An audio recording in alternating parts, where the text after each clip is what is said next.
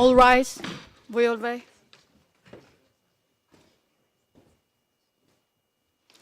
The International Criminal Court is now in session. L'audience de la Cour pénale internationale est ouverte. Please be seated. Pouvez vous asseoir. Thank you very much. Court officer, please call the case. Thank you, Mr. President. Situation in the Republic of Kenya in the case of the prosecutor versus William Samoei Ruto and Joshua Arap Sang, ICC 01090111. And we're in open session, Your Honors. Thank you. Appearances, please. Good morning, Your Honours. Anton Steinberg for the prosecution, and with me Eliche Zago, Lucio Garcia, Melissa Sims, Regina Weiss, and Grace Go. Thank you. Good morning, Mr. President, Your Honours. The victims participating in this case today are presented by myself, Arslan Arentisik, and my colleague, James Mayweather. Thank you. Mr. President, Your Honours, good morning. Mr. Sang is present. Arong Sin, Honor Lanham, Caroline Busman, and Logan Hambrick. My name is Katwa Kigen. Thank you, President and Your Honours. Good morning. On behalf of Mr. Ruto, there's myself, David Hooper, Mr. Khan, Ms. Sullivan, Ms. Lee, Ms. Laurie, and Ms. Jairaj. Sorry. Thank you. And Mr. Hooper, there is the matter of your client's presence to speak to, and your team did communicate to us that on the matter of the offset of the 2 days he needed to put in, as directed as we were adjourning the last time, that you required his absence for some reasons, and we, considering the reasons indicated at the time and the prosecutor's non-objection to it, we had granted that request in principle, but required you to put it on record, including the reason for it. So we have a record of it. Can we do that now, please? If you do need to go into private session to indicate the reasons, let me know and we'll do that. Do you need to know the reasons? Because I think those were already advanced, were they not? We want to put them on the record. All right. Well, I invite Mr. Khan to do that, if I may. Yes. Mr. President, Your Honours, good morning. We are grateful indeed to the position of the prosecution and the trial chamber indicating their consent that Mr. Ruto will attend on the 19th and 20th later this week. The reason for that is that he has matters of state that were scheduled. The precise details were communicated by way of email to the prosecution and to the chamber on the 3rd of June. Given the nature of the duties, the fact that those plans were made at a time when the court schedule had the trial in recess, the court has kindly agreed that those 2 days of attendance could be deferred to later in the week. Your Honour, I hope that is sufficient for the present purposes. I'll ask you to put those details on record. You can do that perhaps by way of filing. Your Honour, I can do that, or if you go into private session for 1 moment, I can do that. I think that's better. We'll go into private session.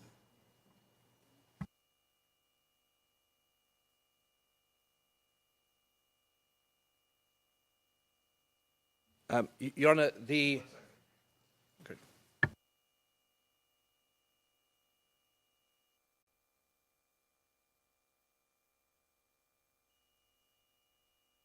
We're in open session, Your Honours. Thank you.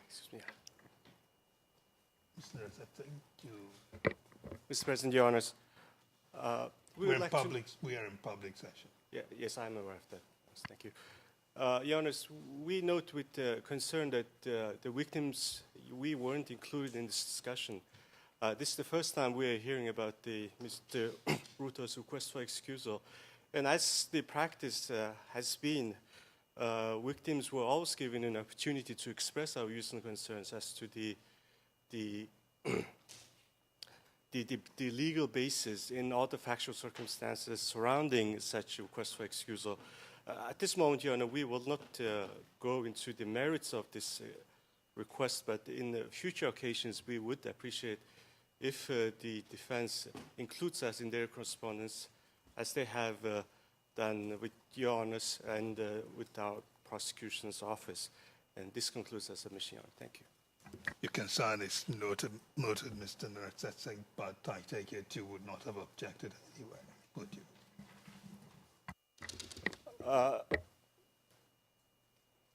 It's very difficult to formulate an official position at this moment, Your Honor, but this time we will not say anything else. But for the future occasions, we would require such notice to be given to us, Your Honor. Thank you. We note your position.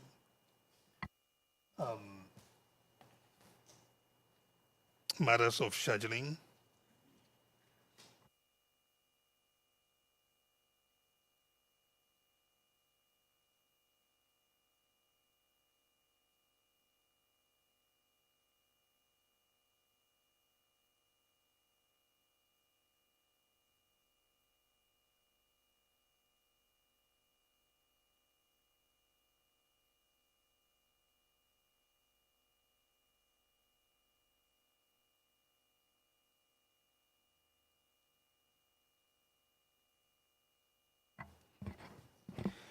This is to inform you that on the 25th of June, there will be a meeting of the plenary of the judges in the afternoon.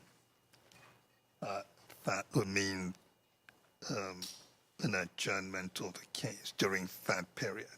We will sit only in the morning on the 25th of June. That's the announcement. Mr. Steinberg, where are we in terms of the witnesses? Your Honours, we have lined up 4 witnesses for this session. The first witness is available to start this morning. We estimate that this witness will take no more than 2 days. The following witness may commence then on Wednesday. The witness is already in The Hague and I imagine could commence earlier than that if necessary. There is a witness that we have arranged to commence the following Wednesday. I do anticipate that the witness commencing this Wednesday will take approximately 1 week. We expect that there will be a gap following the third witness, however, as the last witness for the session has experienced certain health difficulties which will prevent him from traveling before approximately the 4th or 5th of July. However, I do expect that his evidence will be comfortably accommodated in the remaining time of the session. Right. Did you say that the second witness in order, you anticipate starting the witness on Wednesday? On the 19th, yes, Wednesday, this Wednesday. But that the witness is already in The Hague and can start sooner than that, you say? Subject to whatever process the VW might still have with the witness, yes, we are certainly finished from the prosecution side already last week. All right. Any observations from the defense quickly? Mr. President, yes.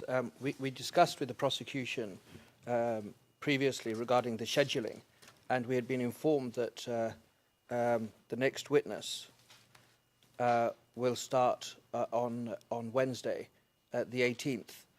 Your Honour, in relation to the following week, I would ask that the schedule that the witness start on the 25th not be varied to start earlier because of other commitments of counsel that are involved in the case. So, Your Honour, that's, I think, witness 405, and I'd ask that that witness start on Wednesday morning, and not before Wednesday morning. Your Honour, just give me a moment.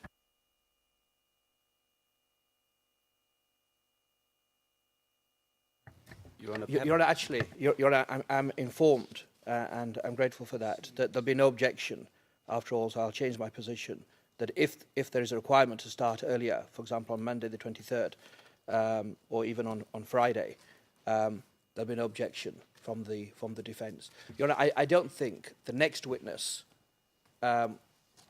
613, is going to take a week. But, Your Honour, we'll see how long the prosecution take in chief.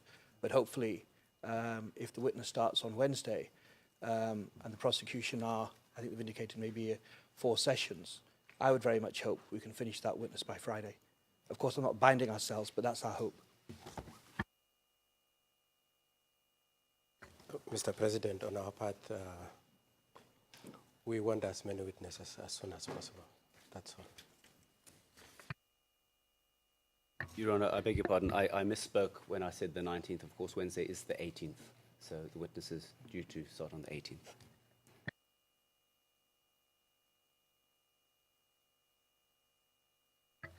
We have no submission. Thank you.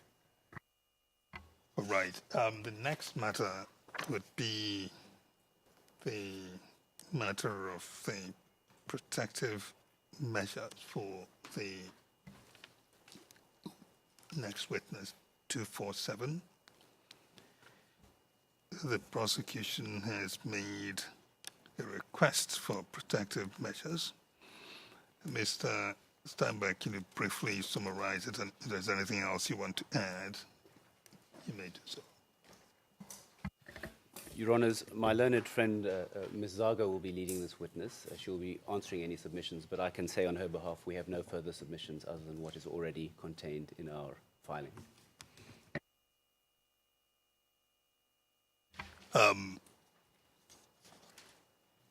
Reaction from the defense?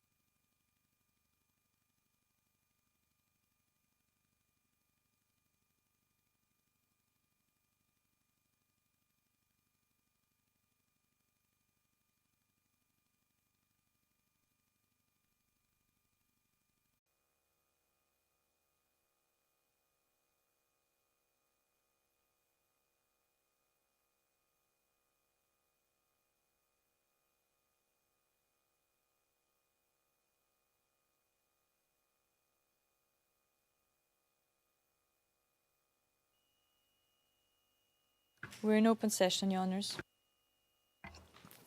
Thank you very much. Now, Mr. Hooper, the matter you began to speak to in private session, we need not revisit what you said. We know what you said. The point now is, are we moving into the objection you had intimated, or is it something different? No, I think that would be possibly premature. I'm entirely in the hands of the court as to that. I've indicated that up to paragraph 66, the narrative of what the witness says isn't in dispute, and it can be led or read or dealt with in any manner which the court feels appropriate. And then when we come to the issue of any documents being produced, that's yes. Essentially, is this the appropriate portal, as it were, for that to be done through? When we've got Mr. McFadden, for example, arriving next week, who was a commissioner. So it's the organ grinder and the monkey again, really, if we can put it like that. Ms. Zago, offer of the defense, both defense counsel, is that essentially the substantive part of his witness's testimony, to the extent contained in the statement, that they are happy to have on the record without further ado. And if there are any questions you need to mop up, from then on you may ask them. And the defense would cross-examine. What do you say to that? The prosecution is grateful for the proposal. We do not oppose it. We propose to tender the statement up to paragraph 66 and the Annex 1 to the statement, which is the CPEV organigram. If there are no objections from the other side, is under tab 2 of the bundle for this witness for your honor's benefit. We would like to add some discrete additional questions to clarify the content of the statement, clarifications that the witness provided during the preparation last week, and which were not contained in the statement for the accuracy of the record, but the proposal is well accepted. Thank you, Your Honors. Mr. Naratsatsa, any observations from you since you're here?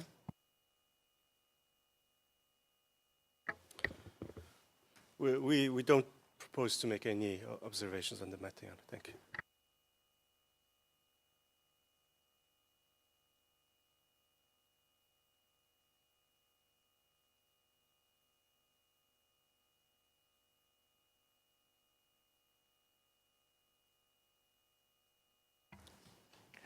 We will then proceed in that way. The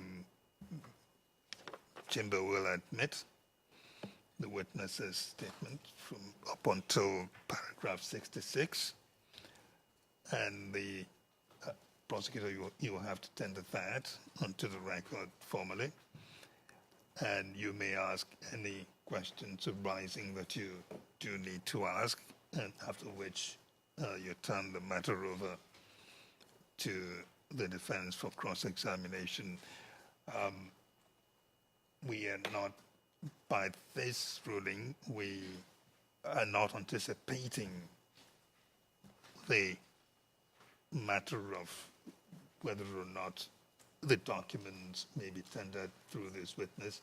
That is something you will need to do in due course. If you want to pursue the matter, it's up to you, and then the defense will react and we'll make our ruling for that part of this witness's testimony. I seek a clarification, Your Honors.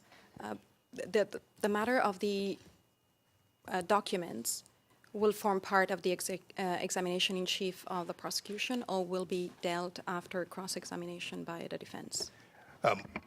Part of your examination in chief. What we're saying is you can bring in the statement without the documents, and if you want then to tender the document, you need to pursue that course separately as part of your examination in chief. Thank you, Your Honor, for the clarification. We will bring in the witness.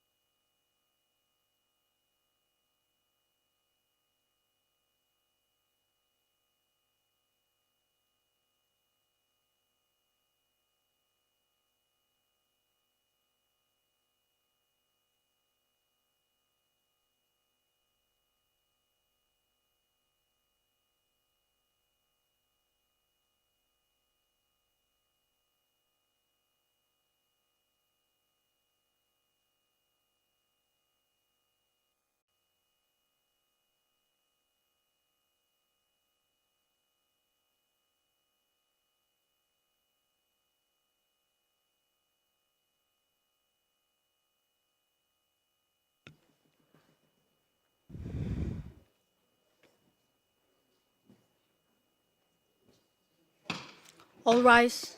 We will be.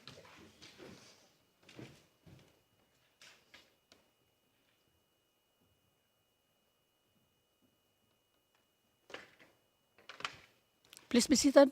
We are in open session, Your Honors. Thank you very much. Court officer, please administer the solemn declaration to the witness. I solemnly declare that I will speak the truth, the whole truth, and nothing but the truth. Thank you very much, and witness, welcome. Thank you for joining us in our work. When I welcome witnesses, I always remind them that the courtroom belongs to them. So this courtroom belongs to you, as it belongs to all of us here. In doing our work, we do it with questions and answers. The prosecution will first ask you questions in cross-examination, and after that, the defense counsel will cross-examine you, following which the prosecution may or may not have questions to ask you in re-examination. In all of that, it's a series of questions, and understandably, some witnesses may feel that some of the questions are too much in terms of their numbers, or perhaps repetitiveness, or some witnesses might be wondering that the question might be pointless or even unfair. In all of that, we will ask you to bear with us. Do your best to answer the questions, concentrate on the substantive information you will give in response to any question asked of you. The judges would ensure that you are not asked unfair questions, and that is a job we take very seriously. Also, pointless questions. If there's a reason why if there's a reason to disallow a particular question, you will know it, because we will overrule any question, either being unfair or pointless or even repetitive. But just concentrate on the answer you will give to the question. Don't take it personally. The lawyers are doing their job. You answer a question or the questions by listening very, very carefully, and this is very important. Listen carefully and make sure you understand the question that has been asked, and then answer it truthfully, to the best of your ability to recall the information you will give. Once you've answered the question, you've understood it, and you've answered just that question, you leave it at that and let the lawyer ask you the next question. Try not to feel that you have to add something more because there is some silence that you need to fill. First of all, the transcript of the proceedings will not reflect any silence in the question and answer. And secondly, the reason why there may be silence, or there will be, not maybe, there will be silence, is because of a certain rule I will talk to you about in greater detail later. And that is, we try to observe a pause between speakers. So the person asking you a question will wait until you've finished, and then we'll observe a certain pause, about 5 seconds pause, before asking the next question. So don't think that the 5-second pause is an indication to you that you've not answered the question that has been asked of you. Try to eliminate guesswork.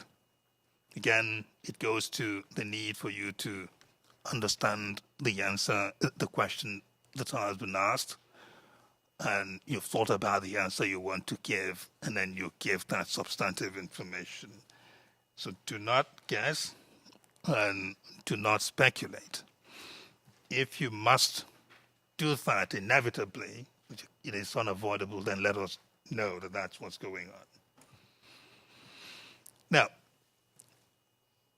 I spoke to you about a pause.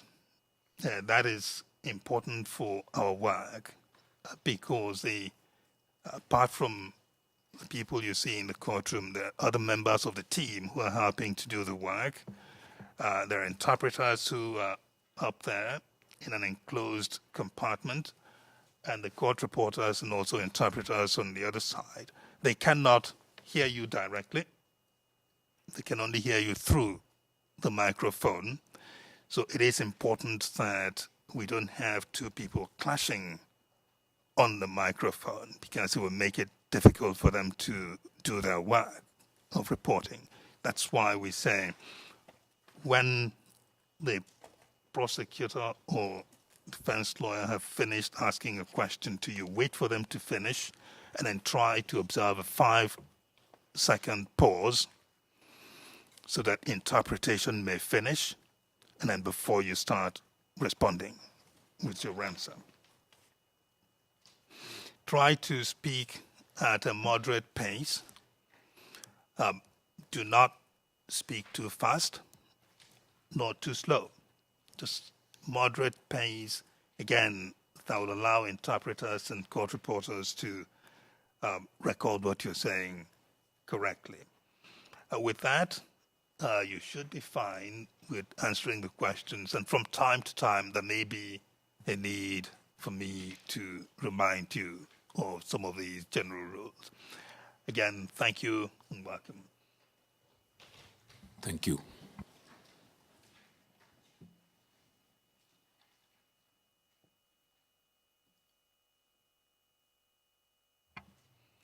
Oh, my colleague reminded me that I misspoke when I said that OTB may ask you questions saying cross-examination after the defense. No, in re-examination, I meant to say. So examination in chief from the OTP, cross-examination from the defense, and then re-examination from the prosecution if need be. From time to time, we have the counsel for victims. If they have questions to ask you, they will request us permission to ask you questions, and then you will know. Thank you. Zago? Thank you, Mr. President. Good morning, witness. Good morning, Madam Prosecutor. We met last week briefly with other representatives of the Office of the Prosecutor. Do you recall that? I do recall.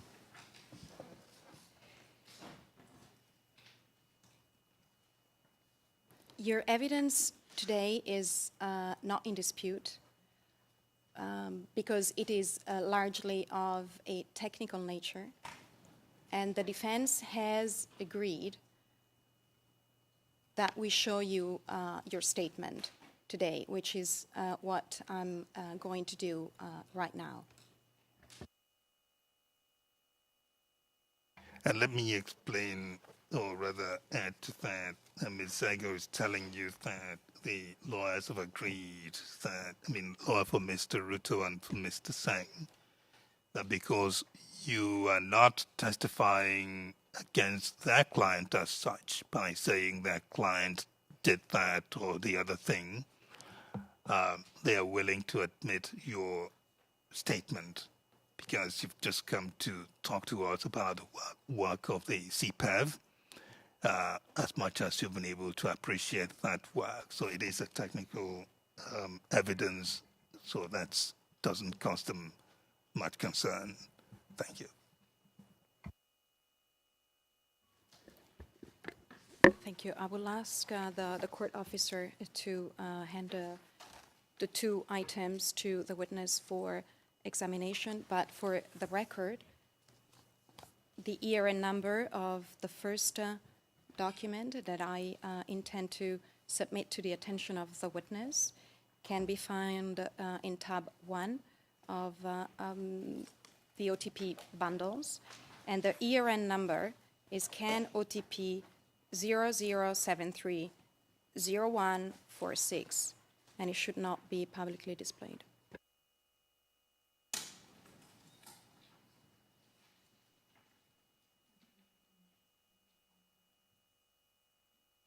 Do you have a hard copy? You can give a hard copy to the witness for the witness to review.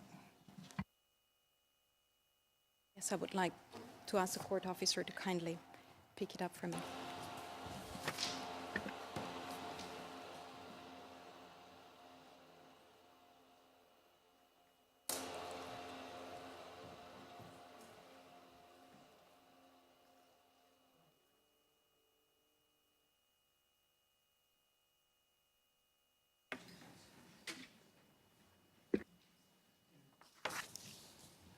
Witness, please have a look at the first document, which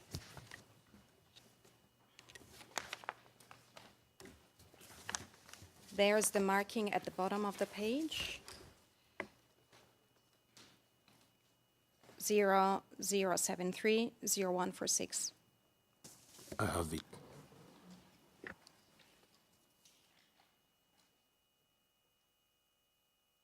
Is this a statement that you gave to representatives of the Office of the Prosecutor in July 2012? This is the statement I gave to the Office of the Prosecutor. At the bottom of the page, there is a 3 lines next to the word signatures. Can you recognize your signature there? I can recognize my signature. Is it the first one after the word signature?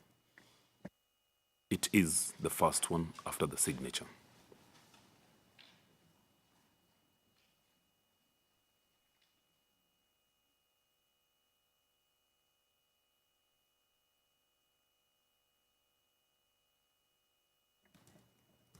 Is the information contained in the statement true and accurate to the best of your recollection? Yes, it is true to the best of my recollection.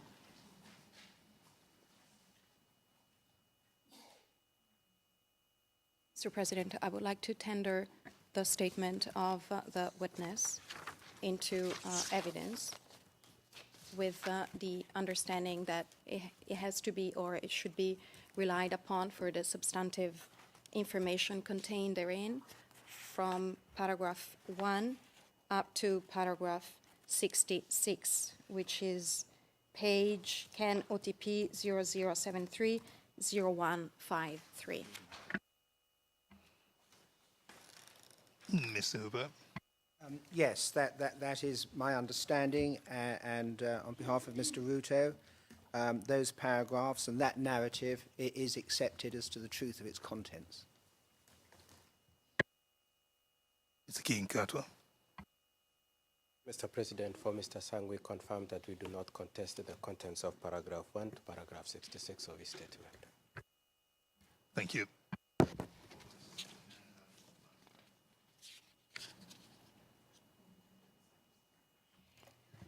Mr. President, document KenOTP 00730146 from paragraphs 1 to 66 will bear the following number: EVD T OTP 00088, and will also be referenced as prosecution exhibit number 88. This document will be registered as confidential. Thank you. The document is submitted on that basis, and we proceed, Ms. Sago. I wanted to intercept the blinds before they were lifted because there is a second document, the annex to the statement.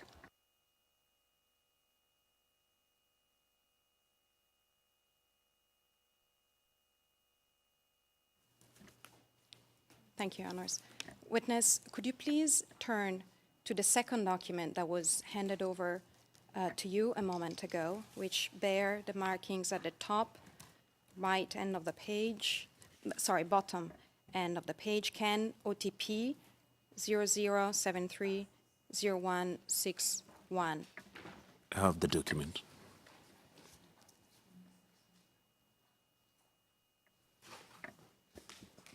Why is there a concern about this document? That the blind should remain down? Because it identifies name of other individuals that may or may not have been publicly identified as CPEV staff members.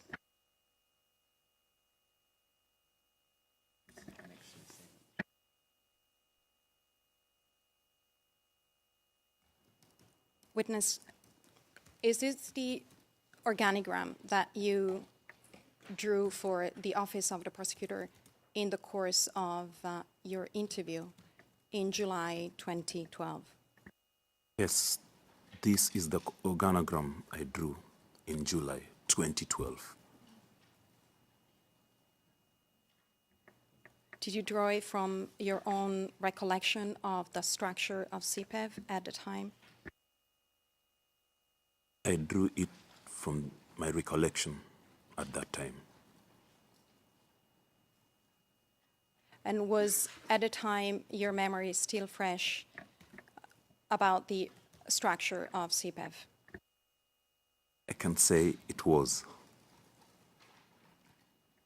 Thank you, witness. Mr. President, if I could tender this document for the truth of the content into evidence. Thank you. Mr. Hooper, Mr. Kinkatwa. I see Mr. Kinkatwa rising. Can you take it, Mr. Kinkatwa? Mr. President, Your Honors, we do not object.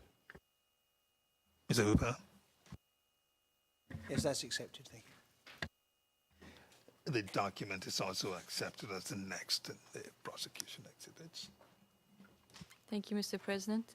Document Ken OTP 0073-0161 will bear the following number: EVD T OTP 00089, and will also be referenced as prosecution exhibit number 89. This document will also be registered as confidential. Thank you. While that document, is it on the screen still?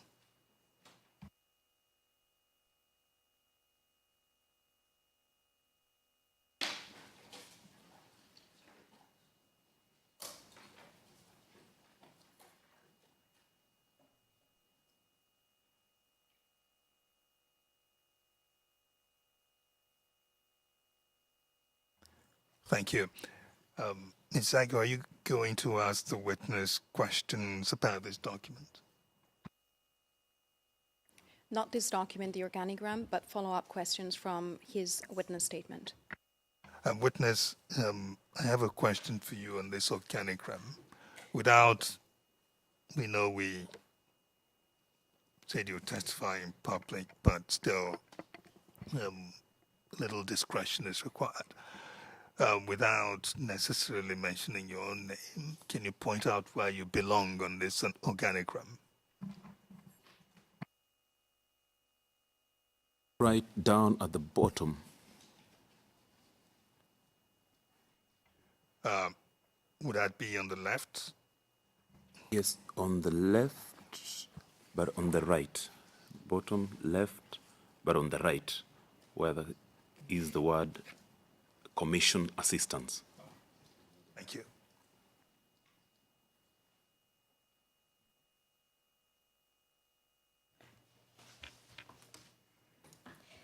Ms. Zaga, please. Thank you, Your Honor. Witness, in paragraph 34 of your statement, you said that you were only present in some private sessions that the Commission conducted during its works. Could you please specify how many times you attended private sessions of that nature?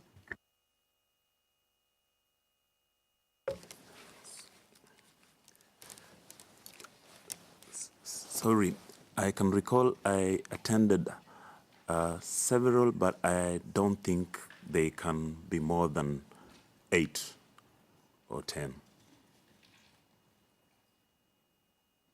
Do you remember the specific locations where those private hearings you attended took place?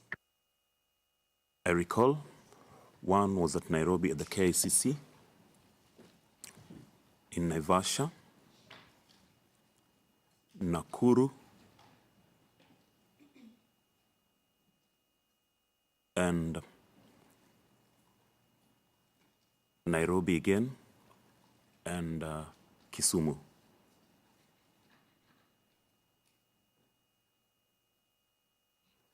Ms. Ago, before your next question, can the blinds go up now? Yes, I do. Thank you, Your Honor. Court officer, please move up the blinds.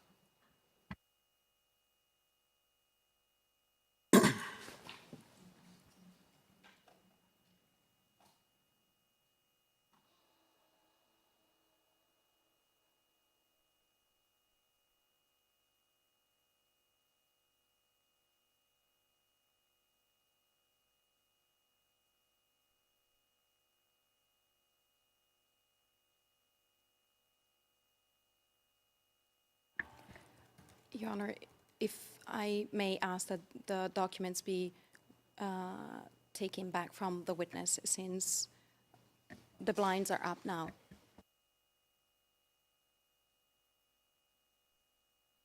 The proceed with the questions then.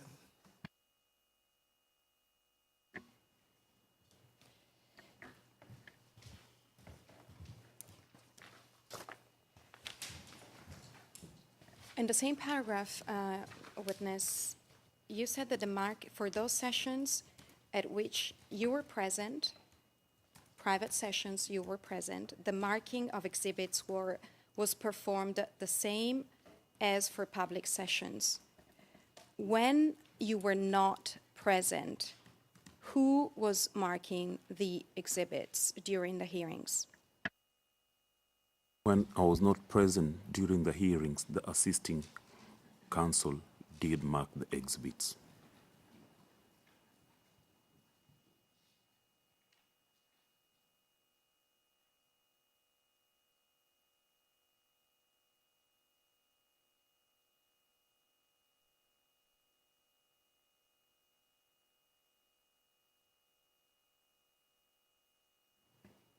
Did you perform any other duties during the private hearings that you attended?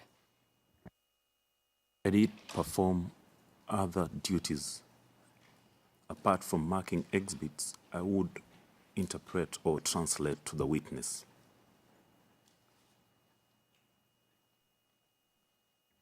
And would you perform any other duties in connection to exhibit introduced during private hearings, but outside the room where the commission conducted its proceedings? Repeat the question again. Certainly. Did you perform any other functions in connection with private hearings and documents introduced at private hearings where you were not in the room? Yes, I did. What could happen is I'll mark them after they've been produced. The assisting counsel will give me so that I update the list of exhibits after the hearing is over, so that we have a clear list of exhibits labeled.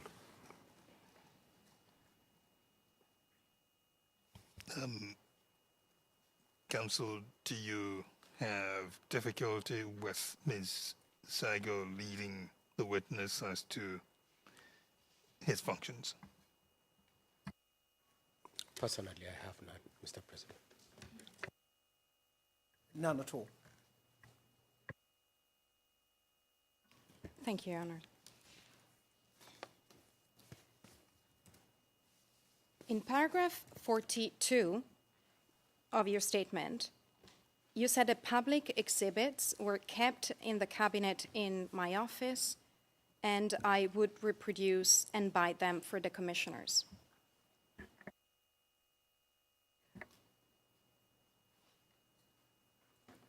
Where exactly were the public exhibits stored in your office?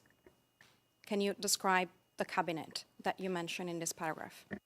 They were stored in the cabinets in my office. There were 2 cabinets. Were they locked? They were locked. There was a key and there was a bar with a padlock on it.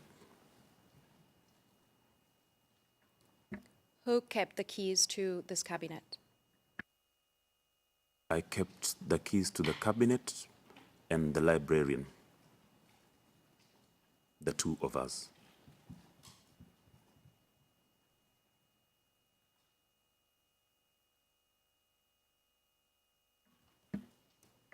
I understand you were sharing the office with other staff members.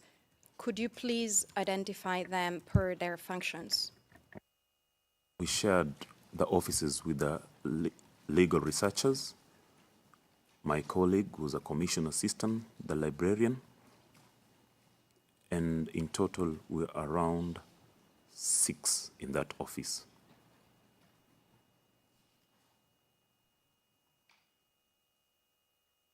Was your office locked?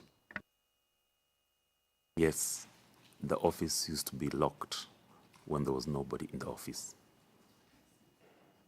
Who had the keys to your office?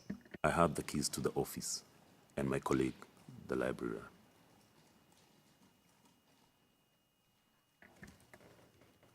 Did the other staff member who shared the office with you have keys as well to the office? They did not have the keys to the office.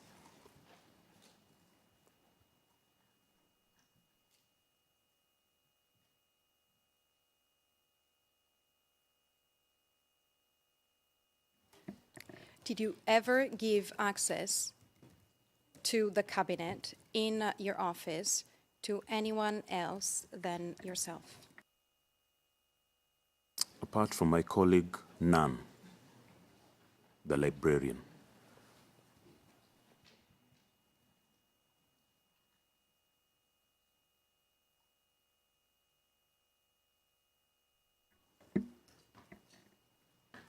Have you ever modified or altered the documents that were stored in your cabinet in your office?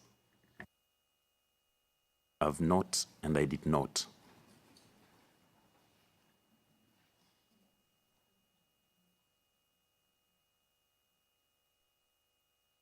I understand from your statement that the Assistant Counsel and the Secretary of CPEV shared an office.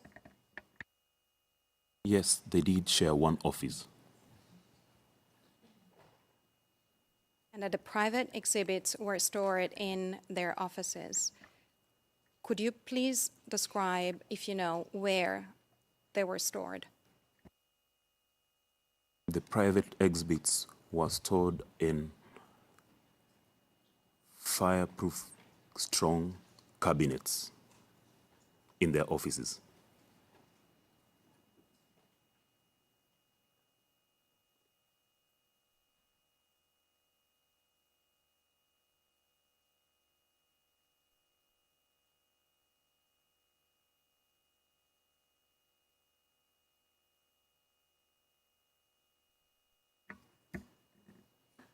Paragraph 39, you refer to exhibits being marked in court. And I understand that the CPEV had implemented a specific protocol to mark documents tendered and admitted by the Commission. Could you briefly describe that protocol, please? The protocol that we used to mark the exhibits was, like, if a witness will be number 1, we would use that number to mark his exhibits. If the exhibits were more than 1, we will go to exhibit number 1A, 1B, 1C. So the number of the witness who testified will coincide with the number of the exhibits he produced.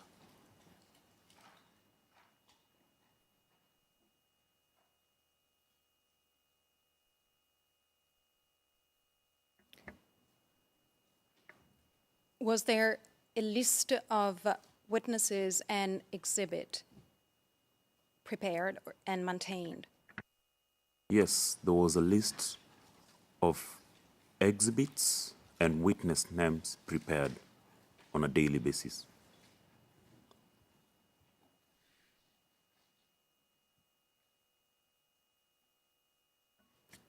Who was in charge of that list and maintaining that list?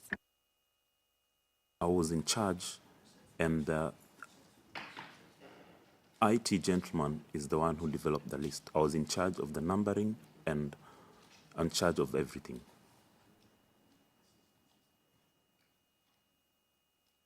Thank you, witness. Mr. President, I have no further questions, follow-up questions from the statement. However, I intend to proceed with the examination of the documents.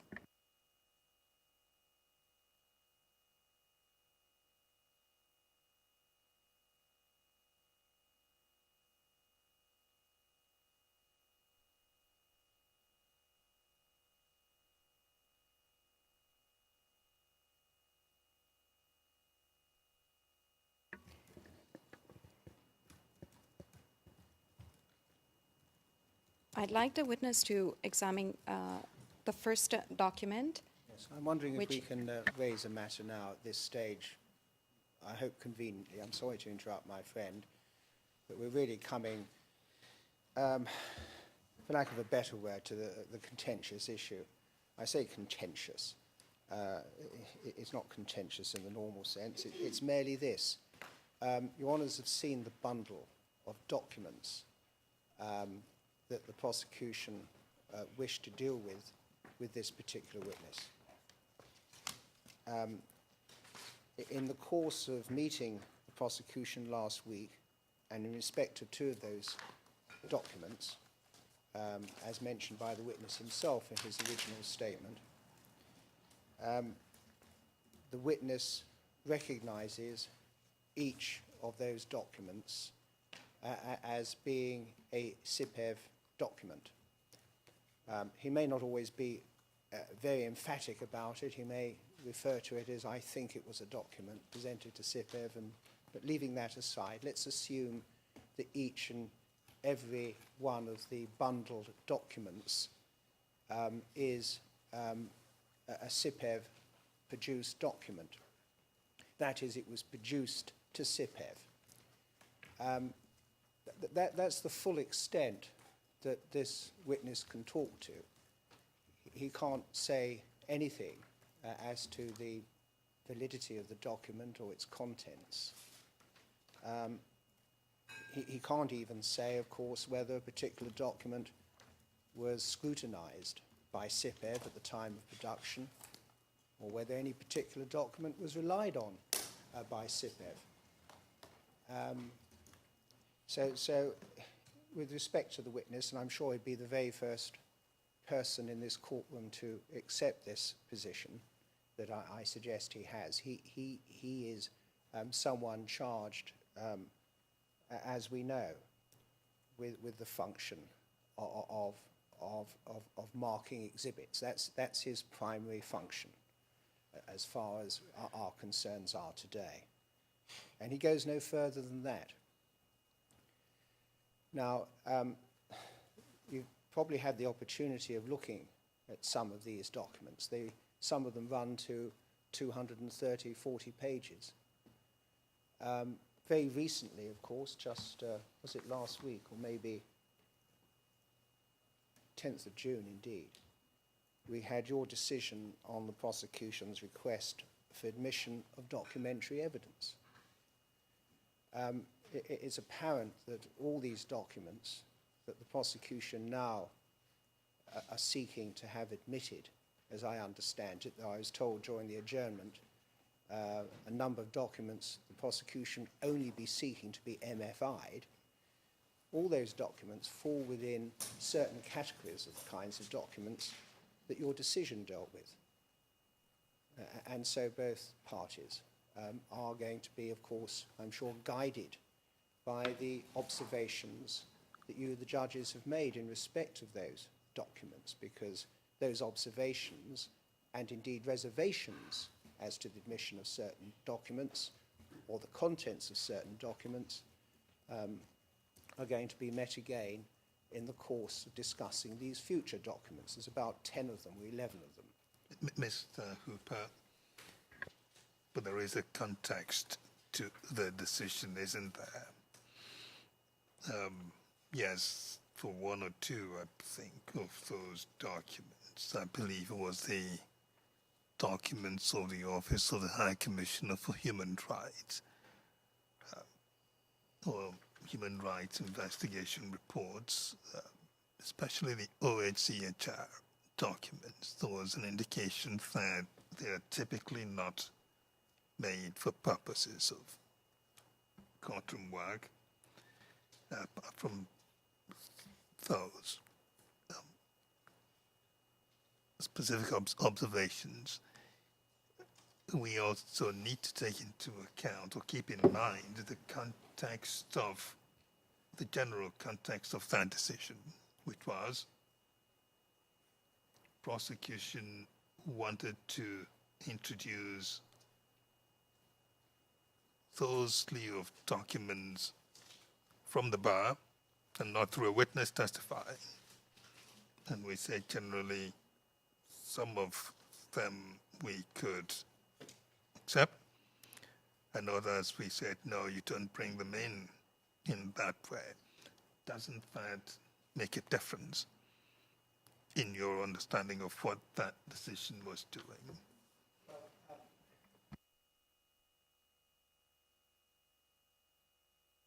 There is an element of that. In fact, I think the phrase that the Chamber used was contextualized or in context. But of course, the context is very limited when you've got someone in this witness's position. He's merely being used as a hanger upon which to put documents that are nothing to do with him otherwise at all. So we can... One second. So we're in the position... Mr. Hooper, 1 second, let me finish. And the other part of it is, if a witness comes in, then a party, could be you in future, wants to tender a document through that witness, are we not back to the default position?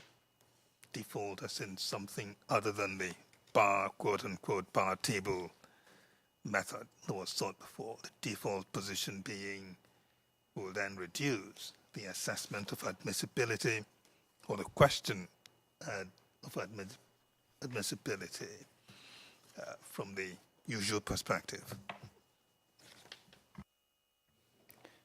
Well, this is, if I can put it this way, just the very first step in having a document admitted. And by admitted, I assume admitted for the truth of its contents. What I'd submit is this, that the prosecution and indeed the bench now have this position, essentially, and that is that certainly on the part of Mr. Ruto, we're willing to accept the context that these particular documents that the prosecution have sought to refer to are documents that were part of the CIPEV material produced to CIPEV. that we can accept. But that's only the very first and very preliminary step, as it were, because we can see throughout your decision that there's many other factors that you look at as you go through each document on a document-by-document basis, and not only on a document-by-document basis, but the content of that particular document as well.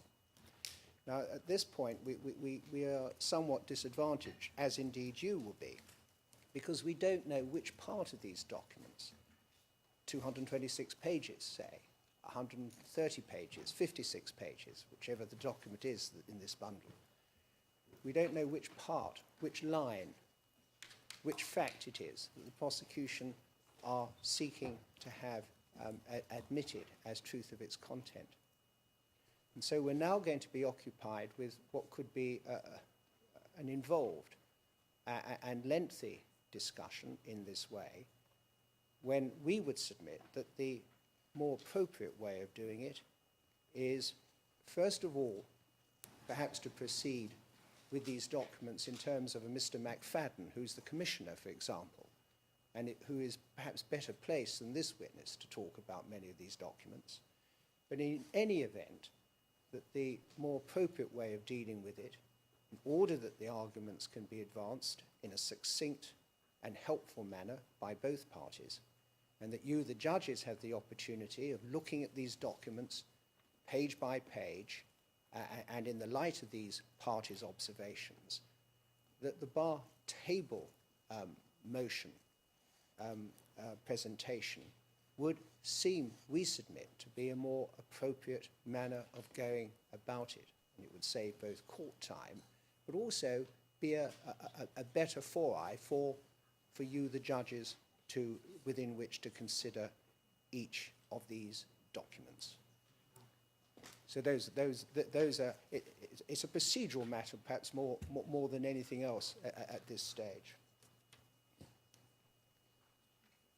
Yes, and of course the admission criteria is the same, whether we proceed now with a nominal fiction, as it were, in terms of this witness as the producer, or whether we proceed on the basis that in the case of these documents, the defense accepts that they fall within a SIPEV category of document.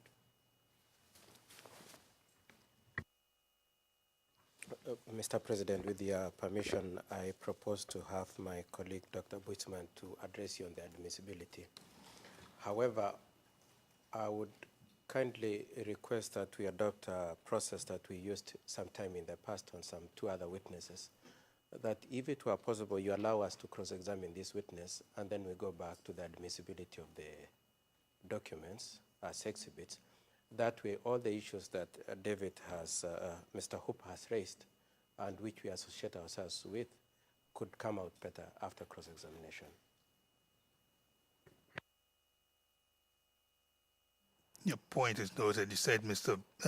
Boisman is going to speak. Thank you, Mr. President.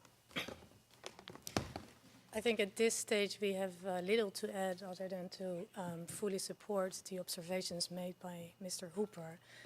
We have many observations on each document, but if we are going to proceed as suggested by my learned colleague, then I don't need to go into those details. But we fully support particularly the observation that there is another witness lined up who would be a more suitable person to tender these documents through. Ms. Zago.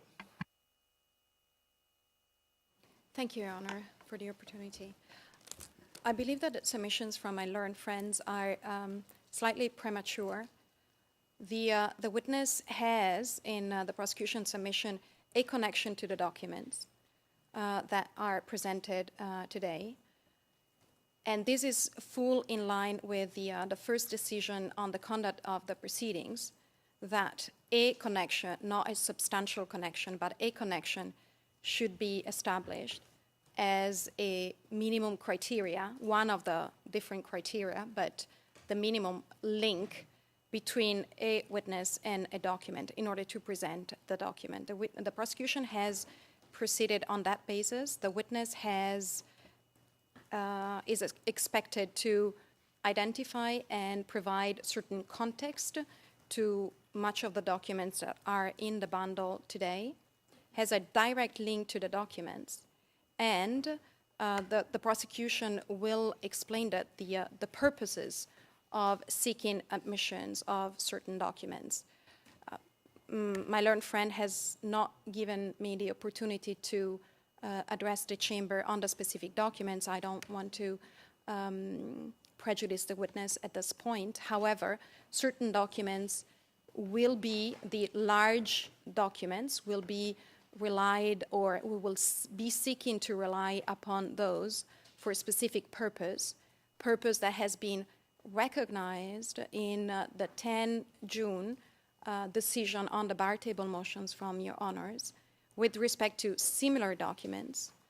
That decision provides indeed a very valuable framework within which to analyze each one of the documents that we intend to proceed, and indeed we did that we conducted that analysis in light of Your Honor's decision and identify the criteria that documents should be in a position to meet in order to be admitted. And we came to the conclusion that this witness may provide those minimum criteria that Your Honors have identified in the bar table motion decision. And it is for this reason and for the presence of the witness today that we intended to proceed in that manner. Thank you, Your Honors.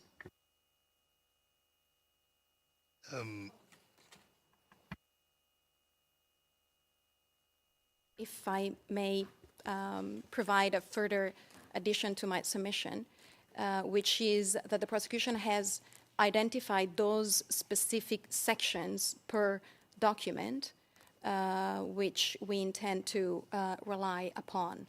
Therefore, we will be in a position to provide a more discrete pool of pages to be analyzed in this exercise. Thank you.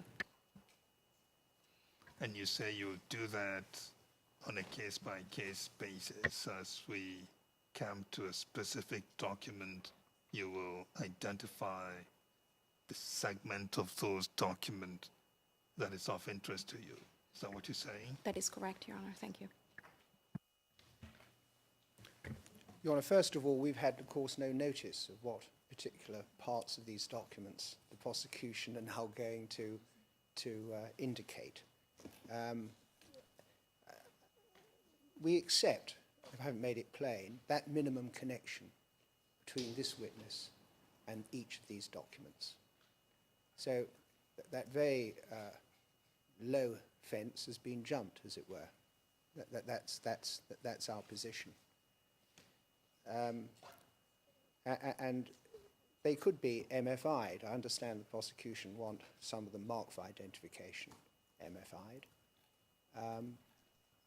And then we have another witness coming next week, Commissioner, Mr. McFadden, who'd be in far better place than this witness to deal with certain matters, if that is thought necessary.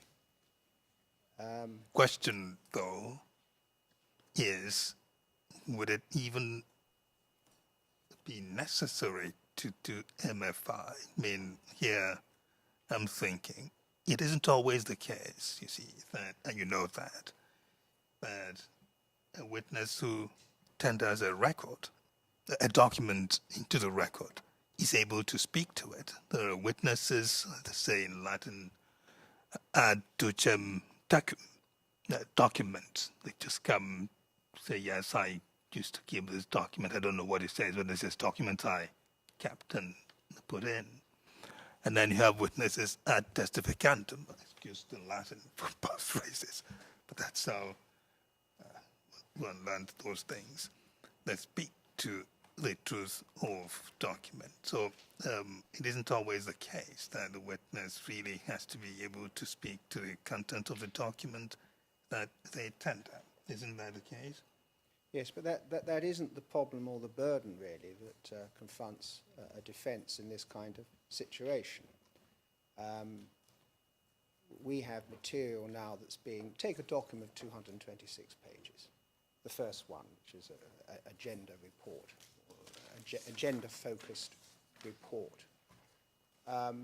You've probably had an opportunity of seeing that, and you'll see that it's actually a composite document made up from UN documents, Human Rights Watch documents and the like, UNHCR document, which have already been reviewed in your decision rejected. And yet decisions are being, conclusions are being reached in respect of these documents. So we've got quite a tangled web, as it were, in these documents. These are not straightforward documents. These are not laundry lists. These are quite extensive documents in the main. Prosecution have placed the defence in this position that we don't know what they're going to rely on in order to then compose an argument in respect of that particular reliance. But isn't a way to disentangle the whole thing is to say, well, a witness that has links to the document in terms of the record keeper has come, yes, it's one thing to say a document does not lack the indicia of authenticity. It's a separate matter whether the contents of the document may be relied upon for the truth asserted. Yes. Right? Which is a second matter we need not trouble ourselves with today as regards this witness. And in the meantime, the prosecution would give you the list of the parts of these documents that they intend to rely on. But we don't need to do that ahead of time while this witness is here. Well, as I understand it, effectively a first step, and then what would be a belated bar table, or at least a party's response. Because unless we deal with documents as they happen, as it were, whether it's by bar table or through a witness, we can lose sight of the document. It becomes difficult, particularly for the defence, to address issues in respect of a document, unless we're given that opportunity to do so. And it's generally easier with a longer document and of greater assistance to the chamber if the defence or the party's arguments are contained in what in effect is a bar table motion. So effectively what we'd be saying is this goes through the witness, but observations in terms of the admissibility and the weight to be attached to such a document, those could be contained in observations, perhaps with the same or similar layout as we've seen already with the prosecution's bar table motion, a grid where they specify the document and its number, the page they seek to reference on, leave the defence that column on the right to make its comments. Mr. Hooper, I think we've had enough.